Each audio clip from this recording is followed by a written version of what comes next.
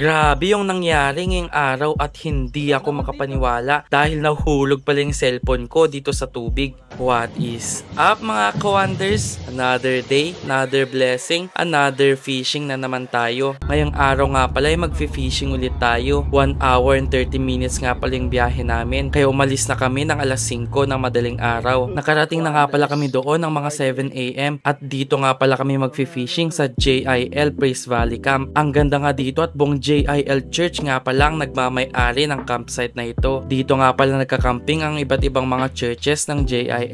Pero matagal na nga din pala akong hindi nakapunta dito dahil mayroong renovation pa silang ginagawa. Sinet up na nga pala namin ang mga gamit namin at pumunta na kami dito sa lake para mag-fishing. Pahirapan pa nga kami sa una namang huli dahil wala pa ngang kumakagat. Kala ko nga pala minsan na may kumakagat na pero puro lumot nga lang pala yung nahuhuli ko. Pero ang galing nga pala ni Tito at madami na din siyang nahuling isda. Sinubukan ko nga din pala na lumipat sa kabila pero puro maliliit lang din yung nahuhuli ko. Kaya binalik ko na nga lang ito dito sa tubig. Maya-maya nga pala ay nag-decide na lang kami na mag-paddle boat papunta sa gitna ng lake. Baka kasi mas madami pa kaming mahuhuli doon. Pangiti-ngiti pa nga ako dito pero di ko inaasahan yung susunod na mangyayari. Habang sumasakay nga pala ako ng paddle boat ay biglang nakita ni Tito na may nahulog daw sa bulsa ko. Sinabi nga ni Tito na cellphone ko daw yung nahulog at nadulas. Hindi pa nga ako naniniwala sa una at akala ko lang na binibiro ako ni Tito. Kala ko nga pala kasi na nilagay ko sa bag yung cellphone ko pero nasa bulsa ko pa pala. Kinakabahan na nga ako at ready na din ako sumisid at tumalon. Di na nga rin pala ako nakapag-video dito kasi kinakabahan na ako dahil bago pa yung cellphone ko. Trinay ko nga pala na sumisid pero di ko inaasahan na malalim na pala ito. Kaya humingi na nga lang ako ng tulong sa mga tito na tulungan akong hanapin yung cellphone ko. Ilang oras na nga din pala kami naghahanap at nagsisisid pero di talaga namin mahanap yung cellphone ko. Sobrang hirap kasi dahil sobrang daming damo at hindi din daw malinaw yung tubig. Nawawalan na nga ako ng pag-asa at pinagpre-pray ko na lang na kahit wala na akong mahuling isda, basta mahanap ko lang yung cellphone ko. At talagang answered prayer nga talaga nung dumating si Tito Tino at di niya talaga sinukuan na sisirin ng ilang beses hanggang nahanap niya na yung cellphone ko. Pagkahanap nga pala ng cellphone ko ay gumagana pa ito at walang problema dahil alam ko na waterproof ito. Pagkatapos nga pala ay sinabi na lang ni Tito Tino na ang kapalit na lang daw na gawin ko ay tulungan ko na lang siya na i-cultivate yung mga tanim niyang kamatis.